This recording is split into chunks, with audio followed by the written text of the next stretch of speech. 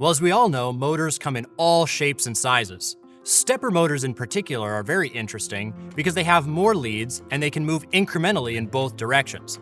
But the driver boards that we use for them can be pretty complicated. There's a lot of terminals, but they come in 4 different categories.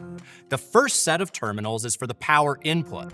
Now, we power stepper motors with a lot of different voltages, so we'll often see these with anywhere from 18 to 80 volts DC, or sometimes more or even less, depending on the size of the motor. The next set of terminals is the terminals that go out to the motor itself. Stepper motors have often 4 leads, 6 leads, or 8 leads, so we have to get the driver board that's suitable for whatever motor that we're using. The next set of inputs come from the controller.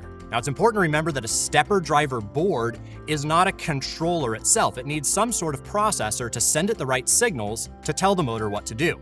These usually consist of a direction and a step.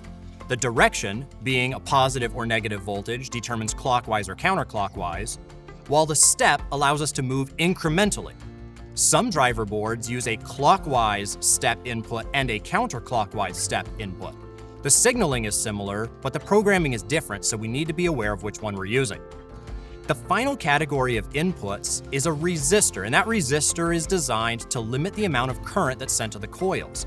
The datasheet for the motor will tell us how much current is required for the motor coils, so we have to choose the appropriate resistor between those terminals, called a current limiting resistor. Stepper motors are really interesting, and they can be pretty intimidating to use because of the complex wiring. But we need to make sure to choose the right wiring, setup, and the right motor and motion control for a project, and stepper motors can do some pretty impressive stuff.